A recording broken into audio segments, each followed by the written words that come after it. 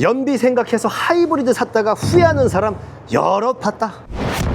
여러분, 기름값 아끼려고 연비 좋다는 아반떼 하이브리드 니로 중고차 보고 계시죠? 정답 같으시겠지만 틀렸습니다. 사실 그게 가장 비효율적인 선택일 수 있다는 거 여러분 모르고 계셨죠? 우리가 100원, 200원 아끼려고 기름값 싼 주유소에 줄을 서면서 차 살 때는 내 차가 1, 2년 만에 수백만 원이 감가될 수 있다는 사실을 놓치고 계신 거죠. 연비가 리터당 25km가 나오면 뭐합니까? 내 자산은 1년에 500만 원씩 녹아내린다면 그게 정말 절약일까요? 그래서 제가 오늘 미친 연비에 미친 감가까지 더해져서 사실상 공짜로 타는 구간에 진입한 차들을 골라왔는데요. 여러분이 잘 아시는 아반떼나 니로도 어떤 연식, 어떤 조건일 때만 사야 하는지, 그리고 여러분이 절대 예상하지 못한 생소한 연비 괴물들까지. 차는 사는 순간 돈이 나가는 거지만 정보를 알면 사는 순간 돈을 벌기도 합니다. 저의 16년 내공으로 그 돈 버는 리스트 지금 바로 공개합니다. 먼저 여러분이 가장 많이 알고 계신 차부터 가보도록 하겠습니다. 감가 폭탄 맞은 연비 괴물, 그 첫 번째 차량 바로 디올류 니로입니다. 사실 이 니로 하면 연비 하나는 기가 막히죠. 대충 타도 리터당 연비 20km는 그냥 기본이고, 이 발끝 컨트롤만 잘해주면 뭐 21km, 22km, 23, 4, 25km까지 내 맘대로 조절이 가능할 정도입니다. 정말 기름 냄새만 맡아도 간다는 말이 바로 이 차를 보고 하는 말이죠. 그런데 여기서 여러분들이 정말 깜짝 놀라실 만한 사실이 하나 있습니다. 이거 정말 엄청난 건데요. 보통 예산이 1000만 원대이신 분들은 이 1세대 니로나 조금 더 세련된 더뉴 니로를 알아보고 계실 겁니다. 신형은 비싸니까 구형을 봐야지 하시면서요. 스톱! 절대 안 됩니다. 지금은 무조건 이 디올류 니로로 올라오셔야 됩니다. 왜냐면 지금 중고차 시세를 보면 이 1세대 니로 상위 트림으로 보면요, 3만에서 10만 킬로 미만의 금액대가 1300에서 1700까지 가는데, 중요한 건 뭐냐? 이 배터리 보증 기간이 얼마 남지 않았다라는 거죠. 그리고 이 다음 세대인 더뉴 니로를 보게 되면은 배터리 보증 기간은 짱짱하게 남았지만은 금액대가 1500에서 2000만 원이 훌쩍 넘어갑니다. 그런데 기가 막히게도 그 1500에서 2000만 원이라는 예산으로 이 디올류 니로를 살 수 있다는 거죠. 물론 키로수의 차이가 조금씩 날 수는 있지만 같은 돈을 주고 이 최신형을 사느냐 구형을 사느냐는 엄청난 차이고요. 이건 충분히 고민해볼 만한 조건이다라는 겁니다. 쉽게 이런 거죠. 이 스마트폰이 이 최신형이랑 1, 2년 전 모델이랑 10만 원, 20만 원밖에 차이가 안 난다면 어떤 거 사시겠어요? 당연히 비슷한 금액이면 최신형 핸드폰을 사시겠죠. 이 니로도 딱 그 구간 안에 들어선 겁니다. 이 최신형과 구형의 가격 차이가 그렇게 크게 나진 않지만은 이 플랫폼은 완전히 다릅니다. 이 실내 공간과 디자인, 그리고 편의사항, 그리고 앞으로 남은 감가 여력까지 앞서 말씀드렸지만 1000만 원대에서 이 디올류 니로는 대부분이 10만 킬로가 넘어갈 겁니다. 그렇지만 너무 걱정 마세요. 하이브리드 배터리나 엔진 내구성은 이미 검증이 끝났고요. 제가 늘 말씀드리지만은 이 자동차는 숫자가 중요한 게 아니라 관리 상태가 중요합니다. 관리 잘 된 신형 니로를 구형 가격에 사는 거, 그게 중고차의 진짜 묘미죠. 두 번째 차량은 연비 괴물하면 절대 빠질 수 없는 차죠. 전 세계에서 가장 많이 팔린 하이브리드, 바로 토요타 프리우스 4세대입니다. 이 차 보고 연비 좋냐고 물어보시는 분 거의 없죠. 뭐 말하면 입만 아픕니다. 시내에서 막 타도 연비 25km에 30km 이상을 찍었다 하시는 분들이 이 인증글이 수두룩 빽빽한 차입니다. 유지비 하나만큼은 우주 최강이라 할 수 있는데, 근데 여러분, 프리우스 그거 수입차라서 중고차값 비싸고 고장나면 수리비 왕창 깨지는 차 아니야? 라고 생각하시죠?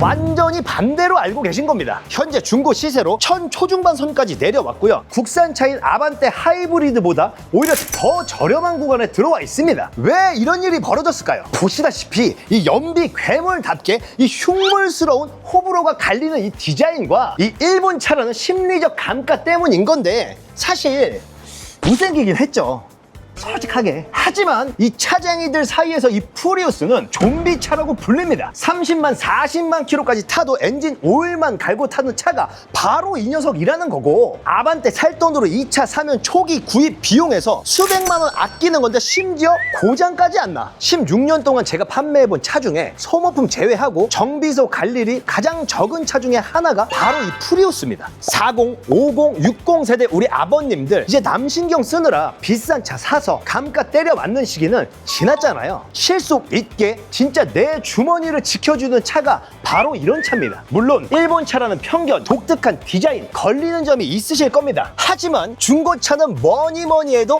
가성비로 타는 거잖아요. 1000만 원대 이 정도 연비와 내구성을 가진 차는 이 전 세계에 거의 프리우스밖에 없을 겁니다. 이 일본 차가 디자인이 좀 투박하긴 한데 그래도 이 프리우스 4세대는 좀 세련된 맛이 제법 있습니다. 그리고 이 실내 이 시트 색깔 레몬색 비슷한 색깔인데 때도 안 타고 좀 좋을 것 같다. 이 색깔은. 이번 차량은 바로 소개해드리겠습니다. 아반떼 CN7 하이브리드입니다. 사실 이 차량은 오늘의 주제와 살짝 벗어나는데요. 그래도 절대 빼놓을 수 없는 차량이기 때문에 이 맥만 짚고 넘어가도록 하겠습니다. 사실 이 차는 마냥 칭찬만 하려고 꺼낸 차는 아니고요. 오히려 반대예요. 잘못 사면 이번 영상에 나온 차량들 중에 가장 손해보는 차가 바로 이 차입니다. 차 자체는 뭐 말할 필요도 없는 차죠. 공인연비 22km에 국산차에 현대차에 AS 걱정 없고 실내 마감도 깔끔하고 주행감도 좋습니다. 근데 왜 잘못 사면 손해냐? 이 차의 지금 중고 시세가 신차가 대비 그렇게 많은 감가가 되진 않았거든요. 이게 이 차의 장점이자 동시에 함정인데요. 지금 N카나 K카의 매물들을 보면 22에서 23년식 10만 킬로 미만의 매물들을 보면요. 2000 초중반대에 형성이 돼 있습니다. 신차가가 2600에서 3000만 원까지 가니까 감가가 500만 원도 안 된 거예요. 참 저도 중고차 딜러지만은 차라리 이럴 거면 신차 사는 게 100번 맞습니다. 정말 진심으로요. 아니 2, 3년 된 중고차가 신차 가격하고 500도 차이가 안 난다면요. 그냥 신차 사서 신차 무이자 할부에 신차 보증에 옵션도 내 맘대로 넣고 이게 그냥 출고 기간이 오래 걸리는 게 문제가 아닙니다. 그렇지만